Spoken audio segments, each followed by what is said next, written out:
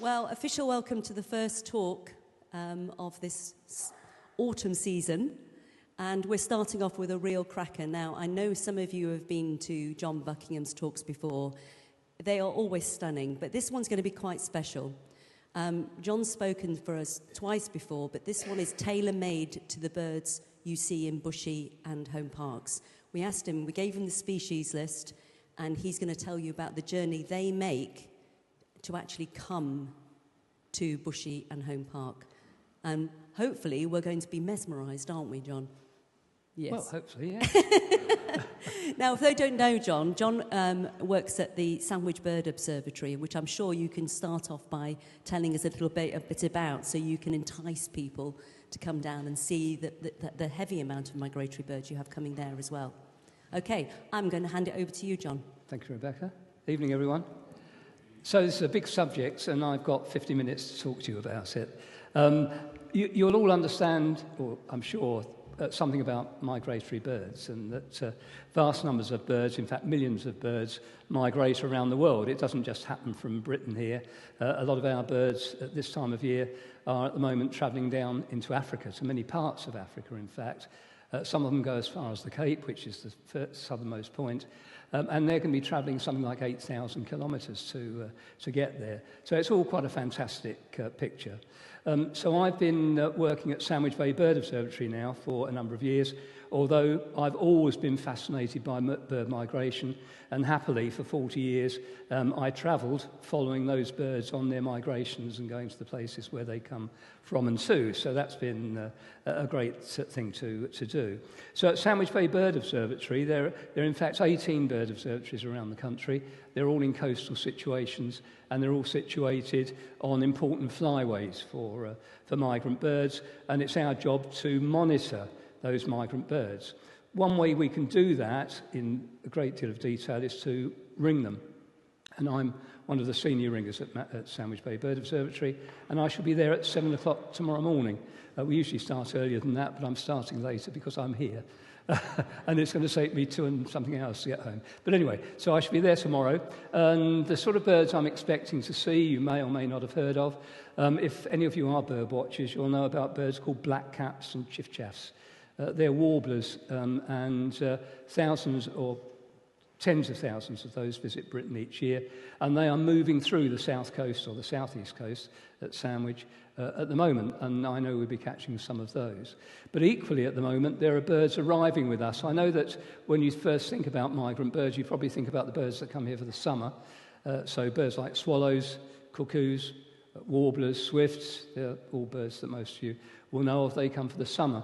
But we're now, at the moment, seeing birds coming in from the far east of Europe, Siberia, Scandinavia, to spend the winter with us now. And there are a huge range of those.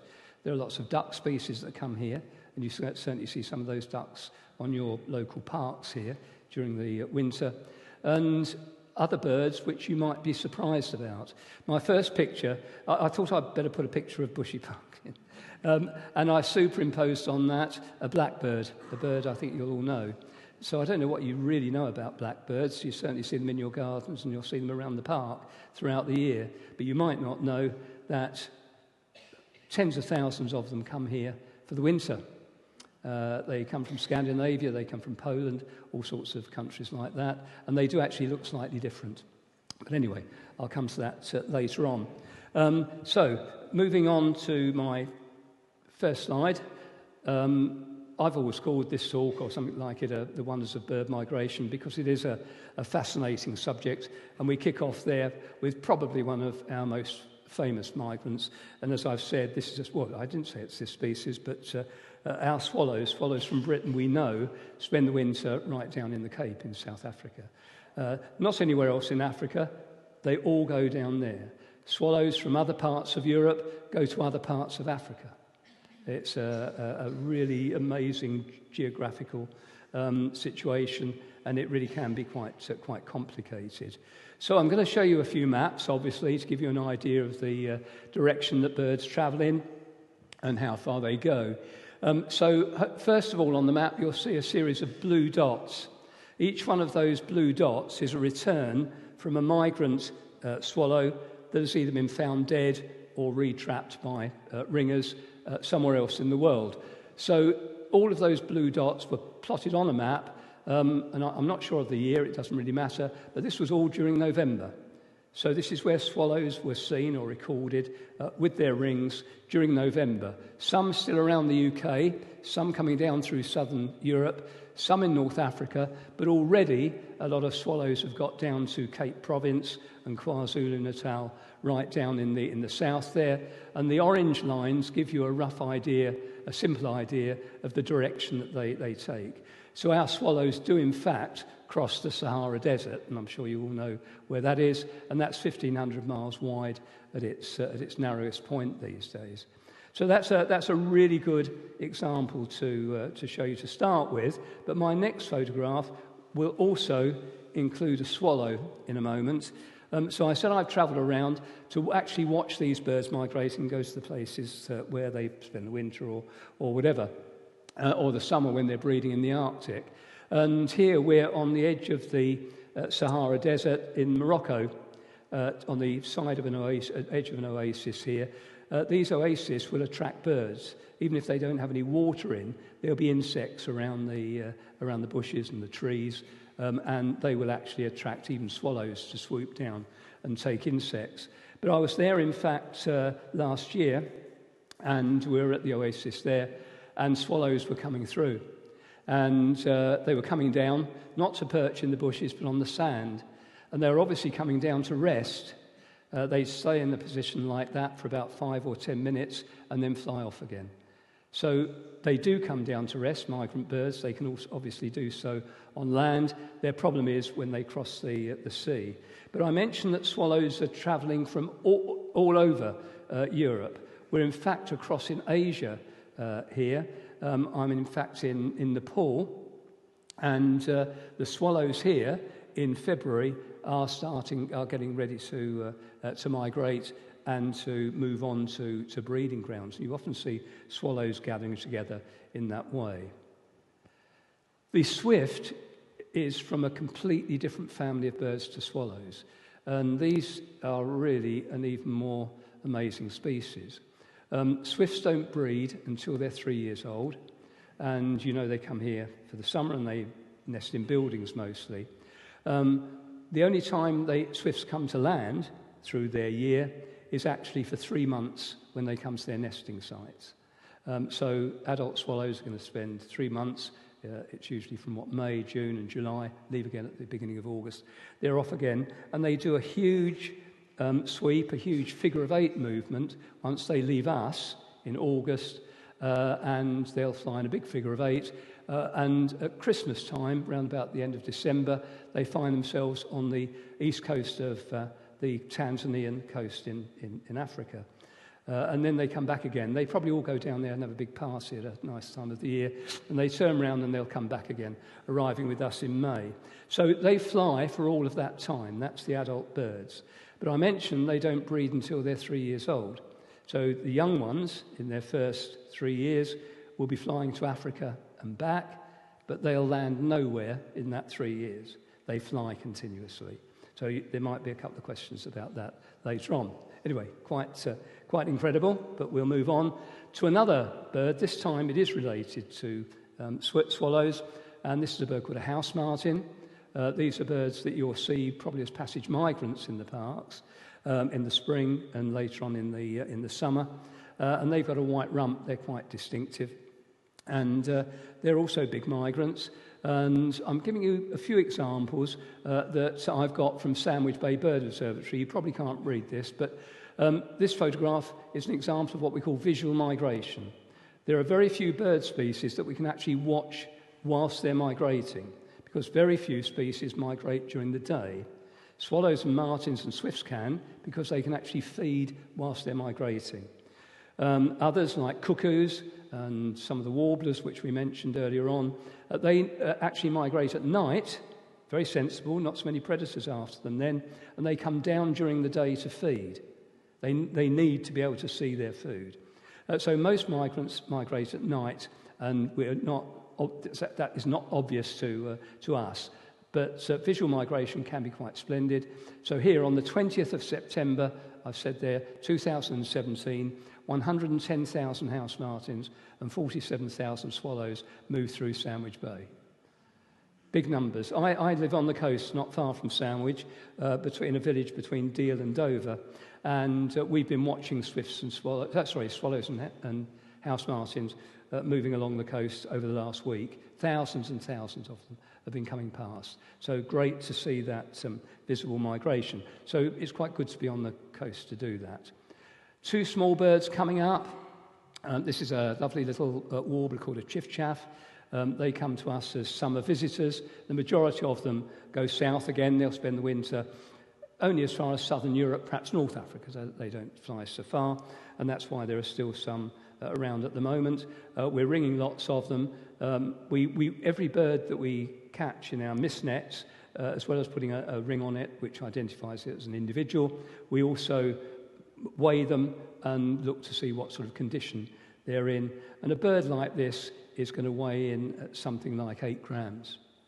That's not very much. That's a tiny bird. So they need to put on energy for these long flights. This is a blackcap, another bird that spends the summer with us. This is one of the most numerous of the summer visitors we see. They're on the move at the moment. They'll be feeding on berries, on things like blackberries. What they're able to do is to convert the sugars from the fruit that they eat very quickly into fat. And all migrating birds store their energy around their bodies in fat, around their skin completely, rather than using petrol or diesel or electricity, whatever you use these days. So they're burning fat, and they put enough on to travel for at least one day, one complete day or one complete night, and then they'll come down again to feed. And when we're ringing birds, we can actually see the fat under their feathers. We actually give that fat a score so that we can record the amount of fat that the birds are carrying and whether it's likely they're going to be travelling that night.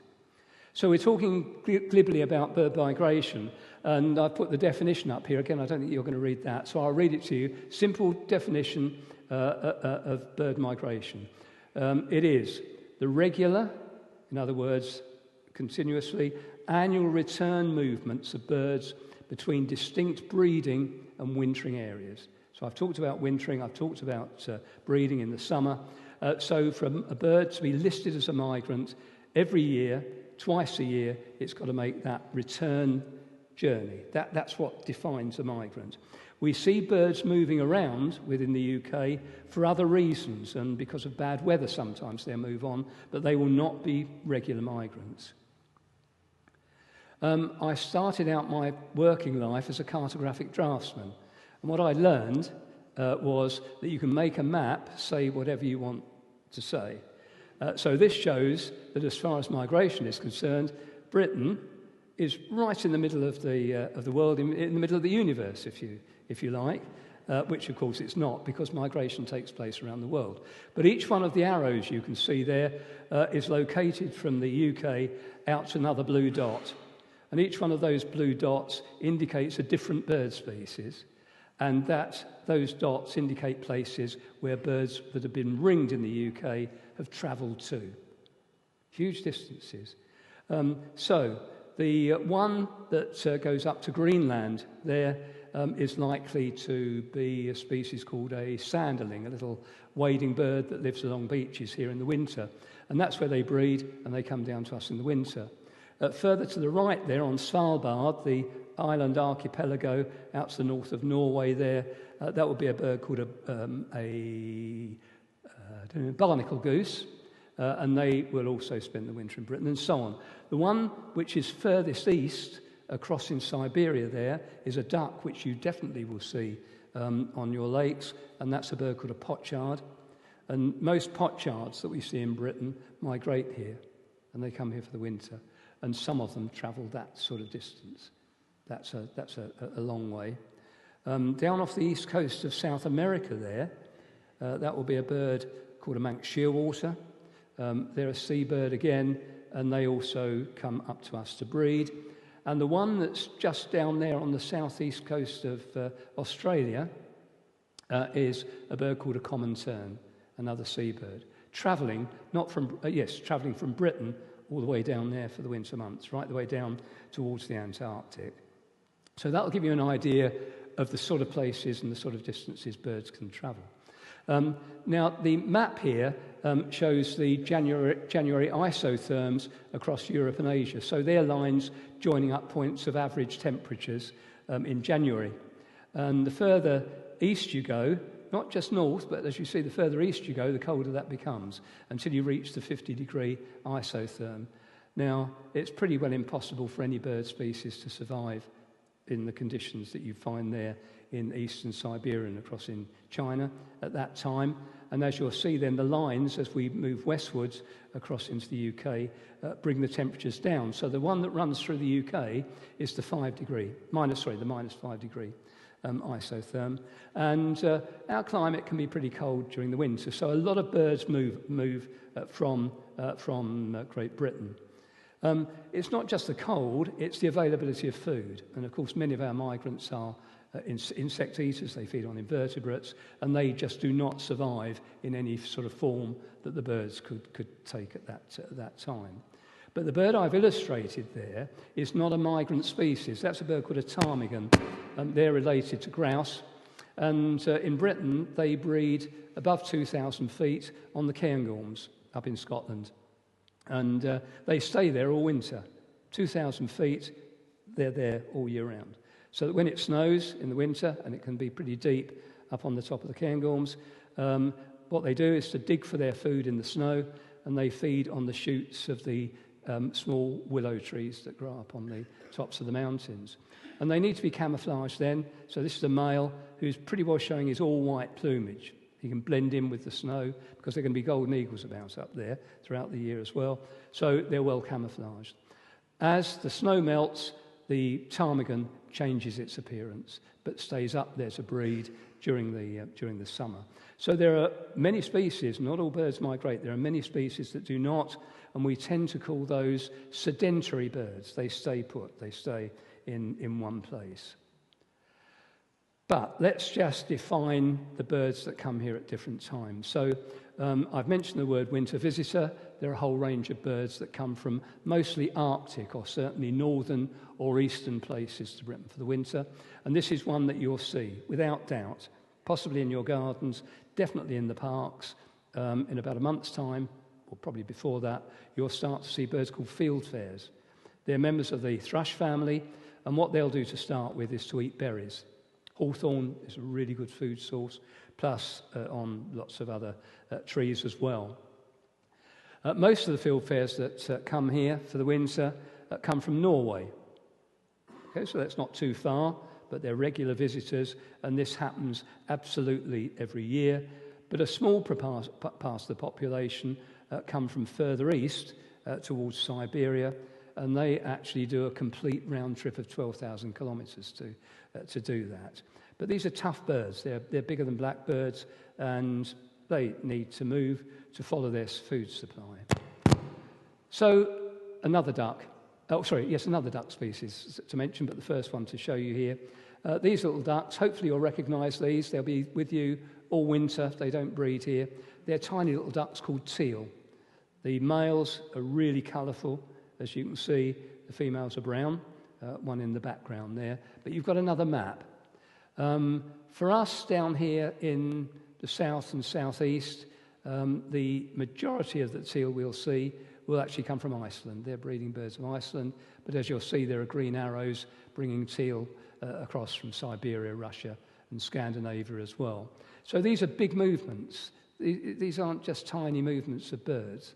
There'll be millions of birds involved, certainly the duck species that move across like this. A duck that you're likely, well, I know it's on your breeding bird list, that you will see all year is the gadwall. This is the male, actually. You're used to, with a lot of ducks, like teals and mallards, that the males are really brightly coloured. But these aren't quite so colourful. But with this bird, you look out for its black beak, its black tail, and the white patch on its wings. And that's a bird that will... some of them come for the winter, but a lot of them will actually stay on. So summer visitors, we've got a great big list of birds that spend the winter mostly down in Africa, certainly south of Britain. This one you'll see, where you've got more open, bushy areas in the park, you'll see birds called whitethroats. So we've had blackcaps, this is a whitethroat. Again, a very, very numerous bird here. Whitethroats are what we call, well, they're birds that cross the Sahara and go south of the Sahara and spend the winter in an area called the Sahel, which is an area of fairly dry bush and grassland south of the Sahara. But they do pretty well there. As far as birds of prey are concerned, a lot of the birds of prey or raptors that we see in Britain, birds like buzzards, golden eagles up in Scotland, kestrels, sparrowhawks, mostly stay with us all year round. They mostly manage to feed all year round. But this is a really acrobatic little bird, and again, this is on your bird list for the parks, and it will be there because they feed on dragonflies and damselflies particularly, and this is a lovely bird called a hobby. Hobbies are falcons. They fly very quickly. In fact, last time I was here, I was talking to you about raptors, so this was on. But anyway, and they catch insects. So there's no way they're going to survive here in the winter. So this is one of few raptors, few birds of prey that migrates. And I know, because I've been down there in the winter, that they go as far south as Namibia on the west coast of, or southwest Africa, basically. And they'll come migrating up across the Sahara, and they'll generally migrate with swallows, because they'll also eat swallows. And that's an example of fast food, incidentally. So summer visitors, winter visitors, nice and easy to understand that. But there are some birds that actually migrate through the UK, let's say in the spring, coming up from Africa, destined for places much further north. They breed up into and beyond the Arctic. And this is a nice little one, a little bird called a wheatear. We see these in coastal areas mostly, but it's on your list, and I think it's a regular bird that we call a passage migrant. And there are a number of those. So they use the UK just as a pit stop on their way further north and then south again in the autumn. Now, I've tried to put a range of birds in here. This is a little wading bird about the size of a starling. And they live on the water's edge continuously. Either they'll breed in sort of boggy places. They might breed around lochs in Scotland, but particularly in wet places in Scandinavia. And when they move south, again, they stop off with us in the south here as passage migrants. So with your lakes, excellent places for birds like this to stop off. But you'll be seeing them. They're very active. They walk around very quickly. This bird's very white underneath, very contrasty, and they'll peck around in the shallows, in the water in the shallows. Now, you'd have heard of this bird. In fact, I've already mentioned it, but I don't know whether you'll recognise it. This is a cuckoo. Well done. It's a young one. It's a young cuckoo, and they actually come in two colourways. Sometimes they're very brown like this, and sometimes they have a more greyish tone to them. But anyway, this is a young cuckoo. It has been brought up by another species, of course. We know that cuckoos are nest parasites. They lay their eggs into the nests of other birds. And other birds like dunnocks, birds you see in your garden, reed warblers, meadow pipits, pied wagtails are common hosts to cuckoos. I've no idea which of those hosts will have brought this young bird up, but they certainly wouldn't have been able to teach it where to go for the winter.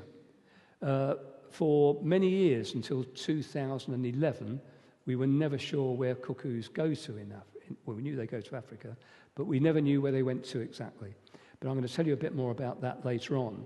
But what you've got to remember is that there are more juvenile or young birds travelling south, particularly through Sandwich Bay at the moment, that are young from this year, that have hatched this year, than there are adults. Young birds produce large numbers of young. So this young bird has come out of, let's say, a pied wagtail's nest. How does it know where to go? But unerringly, it will take one of two routes down into Africa, which I'll tell you about later on. Unerringly. There's no way I've got enough time to talk to you tonight about how birds manage to migrate and what they use and so on. That might be another good talk. I don't know. But let's just think about the birds on the move and where they go to. But we also have resident species, which I've already shown you, and you'll certainly see a number of these in the parks. So nuthatch, wherever there are oak trees in the parks, you should see, and at the moment here, nuthatches. These are the little birds that can climb around the bark of trees, usually coming down upside down like this bird here. Resident ducks include mallards. You must see pretty good populations of these. Super drake mallards, really attractive birds. Some of them will migrate here for the winter, but we have an enormous resident population. There aren't that many ducks that you'll see all year round, that will stay here all year round. Obviously because water freezes and so on, but some of them make it. Put these two together because these are some of the best known sedentary birds. Great spotted woodpecker, the black and white one on the left, all year round. Tawny owl, absolutely all year round. Now the shapes of birds, or certainly the shapes of birds' wings, will have evolved in such a way that they can move around well in whatever habitat they're found in. So as these two aren't migrants, they have very short, rather rounded wings. Their wings are actually quite small, or certainly quite short, compared to other migratory species. That's one thing to look out for. So you wouldn't expect these to be able to migrate because they can't fly particularly well anyway. However, 20 years ago, great spotted woodpeckers that were never found in Ireland moved across to Ireland. They moved across the Irish Sea. As they became numerous here, that put pressure on habitats and countrysides here. They had to move. And they actually got across the Irish Sea. And that was quite a spectacular sudden movement. They're now doing well there. You'll neither find tawny owls in Ireland, and they have not made it yet. Equally, there are a number of bird species in Europe that don't cross the Channel or the North Sea into Britain. One is a bird called a black woodpecker, for instance. You can see them immediately you get across to France, but the sea stops them. It's a barrier for some birds that might otherwise migrate. But back to the blackbirds then, because this is a particularly good example of a bird that lots of you may be surprised to hear is a migrant as well as a resident. But you can recognise, particularly with male blackbirds, whether they've come from Europe or not. Now I'm just going to flick forward a slide. That's how British blackbirds look. Blackbirds born here and raised here and staying here. The males are black, of course. They have a big yellow eye-ring and they have a bright yellow bill.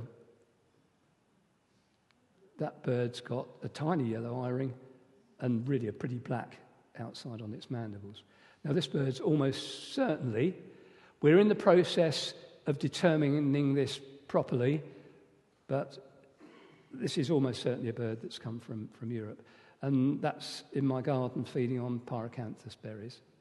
So have a look out for these black-billed adult males. And they'll be a bit bigger, they'll have larger bills as well. So an interesting little thing for you to do during the winter, look out for some of these. That's the picture. There's a comparison, that's a good one. European and British. That European one has really quite a black beak. And at the moment, they're pouring in. Every day we're ringing at Sandwich Bay at the moment, and every day we're ringing a dozen or more blackbirds. They're arriving now, so you can sort of look out for those. So kestrels stay here all year, and that's probably the more common of the raptors you'll see in the park. This is the bird that hovers. And you'll certainly see kingfishers as well.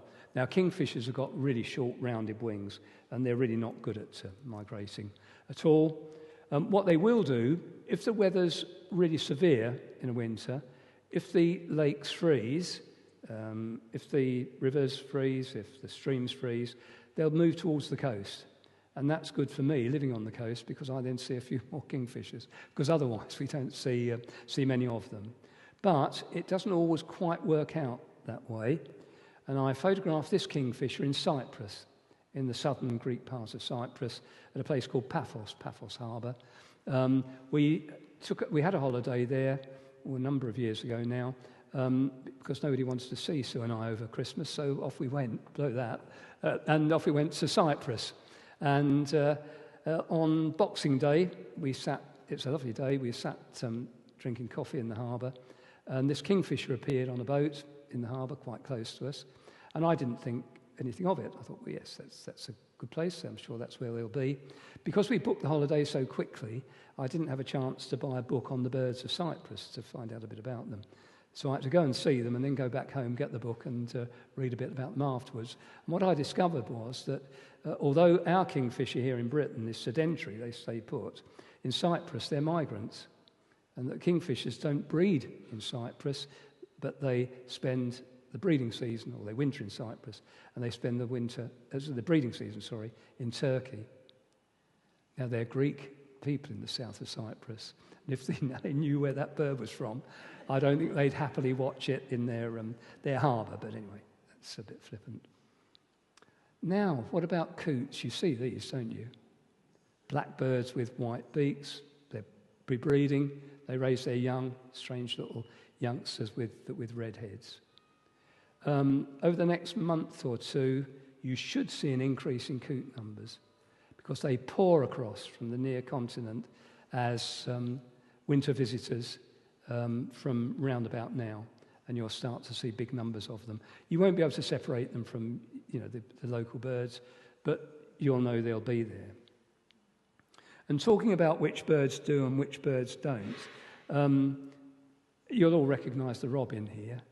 And this is probably the greatest surprise of all to people, and that is that a good proportion of our female robins, the robins that breed here, the females actually travel south. They migrate south into Europe for the winter. Some of the males go as well, but we get a huge influx of robins from Russia, Scandinavia, Central Europe. And we're ringing them like mad at the moment because we're on the coast. I mean, these birds are actually arriving. We can actually see them flying across the sea and onto our coastline sometimes. But as we're ringing them, I mean, we've been catching lots of them. We've actually had recoveries of birds that we've ringed from all over. Probably the most spectacular was a bird that was actually ringed around the White Sea in the north of Russia, adjacent to Norway. And that bird came to us for the winter.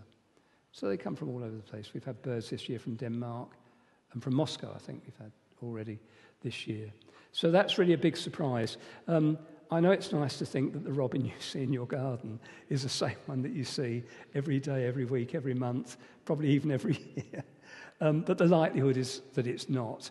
I mean, if it's got an odd white feather on it and you can recognise it as an individual, it could happen. But the likelihood is that it won't. Yes, so the caption here talks about this bird that was ringed by the White Sea in the north of Russia. So it's actually ringed on the 26th of August 2015 and was controlled by us on the 10th of October 2015. So it didn't hang around on its migration from August to October to come down to us. And this is an interesting one as well. What about the blue tits in your garden? Surely they're all British birds. Well, they are mostly, but over the last 10 years, we've started to discover that some British ringed blue tits have been found across on the continent, and we certainly have been picking up birds from the continent. The bird on the left there is a bit, there's no comparison in the photograph, was actually a bit larger than a standard blue tit that you can see down on the right there, and was actually brighter coloured. And it came to us with a ring on it, and on the little ring on the bird's leg, it said Lithuania. So a blue tit from Lithuania. There we are. There are lots of surprises. Now, what about these two lovely little birds? Britain and Europe's smallest bird species. The one on the twig there is a goldcrest, and the one on the left is a firecrest. Well, both of those will be with you in the parks. They're really tiny, tiny birds. Now, we see them all year round, but again, they arrive here, generally during October and November. These are two birds it's very exciting. If you want to watch ringing at the moment, come Sandwich Bay. There are lots of interesting birds coming in. Goldcrests and firecrests are arriving at the moment. And I've put up here an example of a day in October 2015. On the 2nd of October 2015, I was there. A total of 443 birds were ringed on that day. And it was during a day of very still conditions. It was perfect conditions for migrant birds. Of the 443 that we ringed, 351, 80% were goldcrests. We can see huge movements of these birds. It can be really exciting. And to think of the distances they travel, they're crossing the North Sea, or for our birds down in the southeast, they're crossing the Channel. And when they arrive, they're going to weigh in at something like 4.5 grams. That's absolutely nothing. But the interesting thing is that they'll stay around with us, some of them feeding during the day, and we might recatch one or two of them. And having weighed in at 4.5 grams at dawn, let's say, when we first catch them, by the end of the day, they've got their weight up to 5 grams. So those birds have been putting on fat as fuel. Another bird that comes to us in the winter is a lovely bird called the siskin.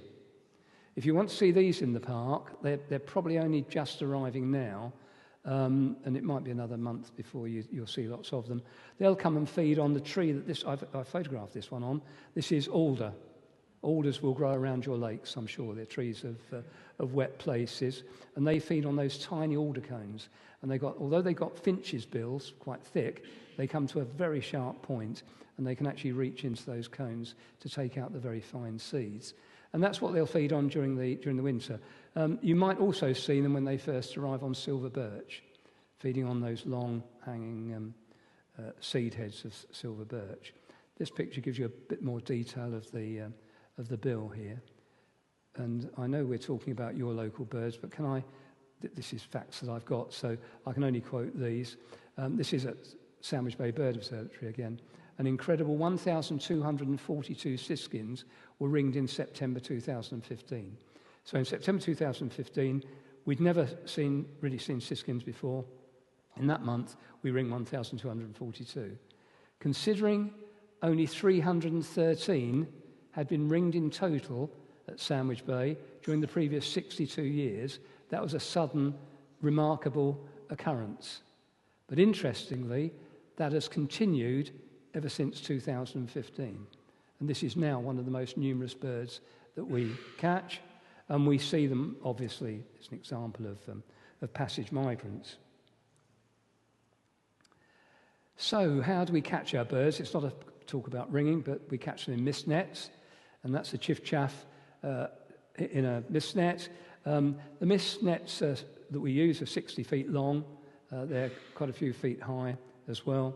And through the mist nets, if you imagine a badminton net, if you've ever played badminton, but much, much finer, very, very fine, the birds aren't damaged in them at all. You can hardly see the mesh in the photograph there.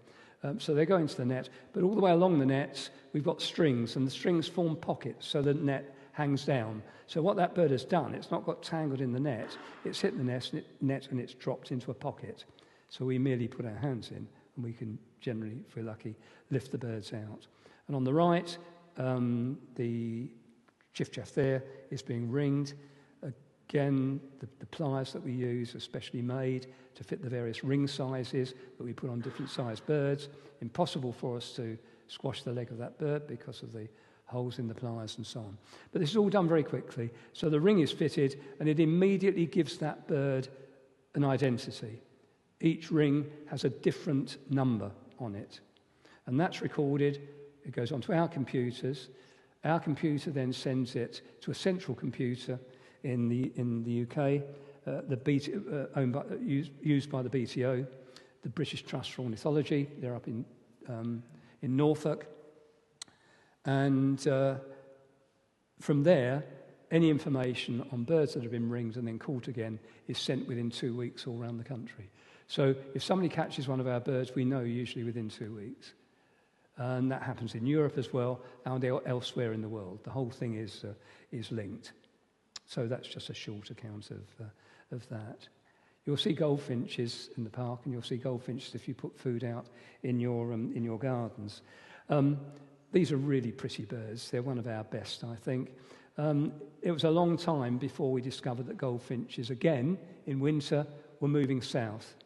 The map shows these red areas where goldfinches have been found with rings on, rings from the UK. As far south now, they've just about got across into Morocco. That's actually a Spanish enclave there in Morocco. I can't remember what it's called now. But anyway, that's the North African coast. They've just about reached there. I suspect that our robins might be moving down to those sort of areas as well. This goldfinch has a ring on it. I'll just show you that photograph so you can see the ring with a bit of detail. When you weigh all these things out, that ring will weigh no more than for that bird a small wristwatch, or perhaps a bangle or something like that.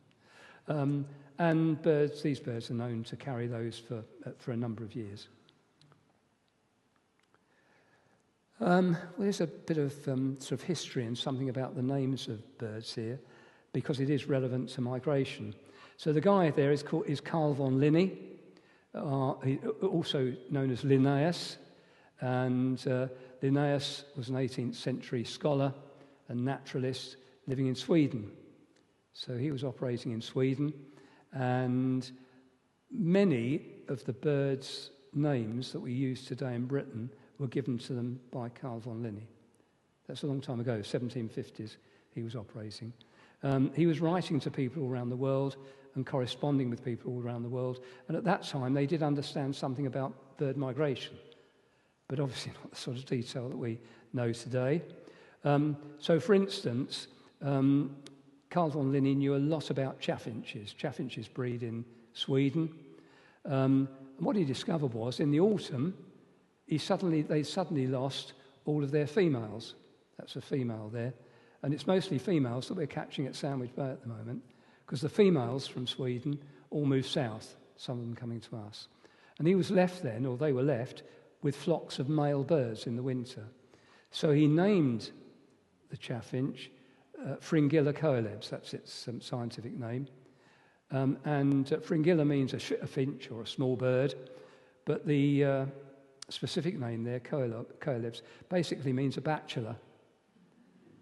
So he called them bachelor finches because it was bachelor flocks that they saw during the winter. So even that long ago, things are really tied up. Now, I'm not putting the photograph in here. It might be a bit of a shocker to you, but anyway, the white stork you're about to see was shot on May the 21st, 1822, on an estate in Germany. Okay, it was migrating. This was the second attempt to kill the bird, the first having failed. The second attempt was by shooting it. The second was by throwing a spear at it. Scientists analysed that spear because the bird arrived in Germany with that spear, where it's situated there. And the spear, scientists looked at the spear and they discovered that it was definitely identified as a spear from Africa. So an African man, probably, tried to kill it for food, and a German shot it just for the fun of it, which a lot of people do in Europe. But anyway, there we are. That told people where that bird had come from, didn't it? And this map quite simply shows the migration of white storks and where they breed in Europe and where they winter in Africa. And they're travelling huge distances, of course. But these are very big birds. And when they're crossing the Mediterranean, which they need to, in places even a short way, their big wings take a lot of beating, and the bird takes a lot of energy in beating its wings and flying. So they rely on what are called thermals, updrafts of air, as they're flying over land, and they'll pick up these thermals and they'll circle around on them, and the thermals will take them, will move them, and they'll move from one thermal to another, gradually, let's say, moving south.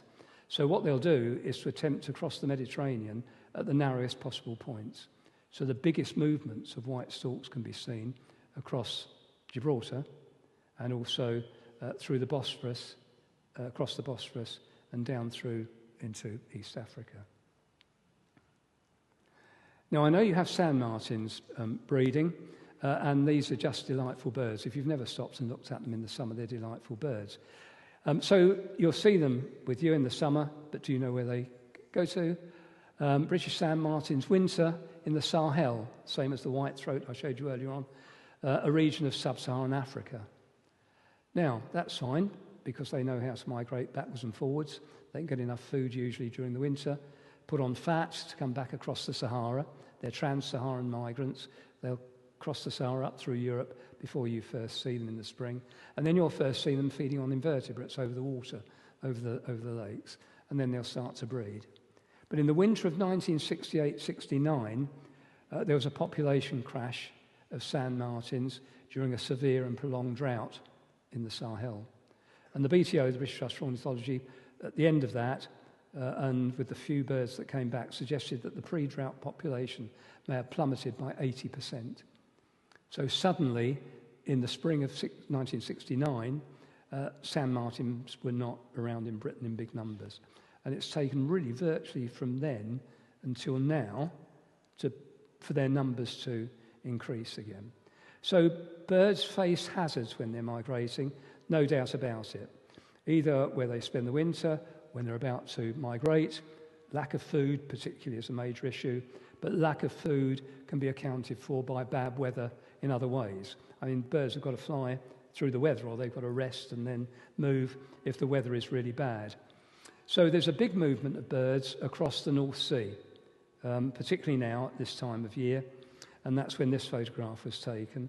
And if suddenly birds are held up by a storm in the middle of the North Sea, perhaps they're crossing from somewhere around the Baltic and they're coming across to northern England, and they hit a storm, well, that'll be it. They'll be knocked into the sea, and that's the end of them.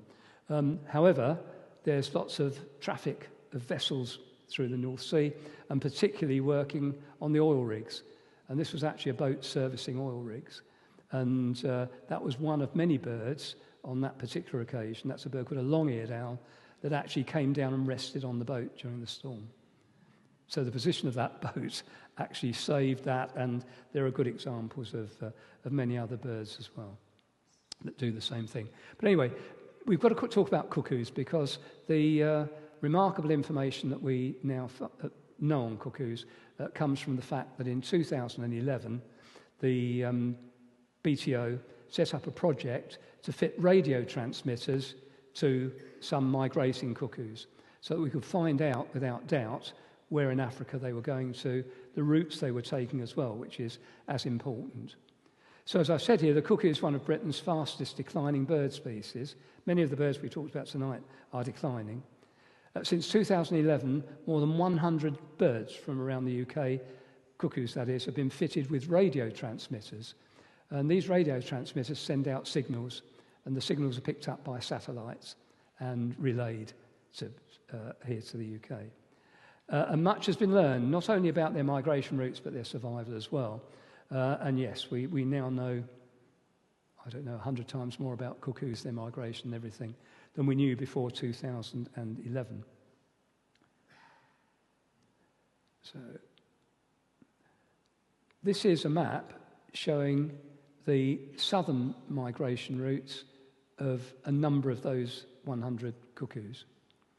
And you'll see that they're taking two distinct routes across Africa, and we still don't understand why, but there's a red route, as you can see, and a yellow route, and those lines have been plotted on the map showing their exact route, because they're sending out signals continuously. These are the exact routes taken by those swallows.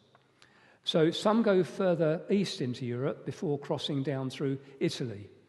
Prior to 2011, we had lots of ring recoveries of cuckoos going as far as Italy, but not knowing where after that.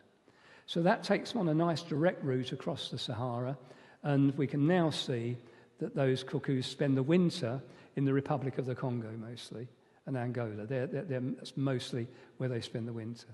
Probably like the Swifts' big Christmas party there, because they are there during Christmas. The yellow route is a more easterly route, And it's been shown that the cuckoos taking that route are less successful and fewer of them arrive. So, did all the cuckoos take that route at one time, and have some of them now learned that another route is the best? Because those continuing to follow the yellow route will succumb. Some of them, not all. Some will succumb. But the way birds have evolved, it can happen quite quickly. You know, they learn and move, change their migration routes, change their behaviour, and so on. This is what evolution is all about, and is probably happening now.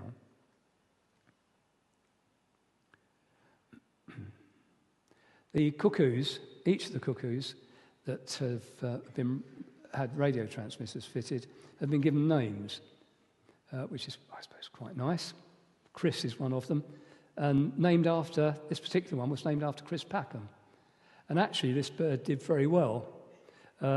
Chris the cuckoo succumbed in Chad in August 2015, having accomplished 47,000 miles since 2011. 1,615 miles was accomplished on one non-stop journey.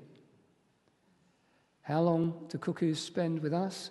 Well, Chris spent 15% of his time in Britain, 38% of his time en route, and 47% of his time in the Republic of the Congo.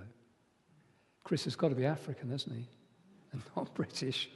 The fact that he breeds here might sway that argument. But the point is that he's a male. He was only here for 15% of his year. Male cuckoos, all they need to do is to establish a territory when they arrive, attract a female or two into their territories, fertilise the female's eggs. They'll lay about 13 each.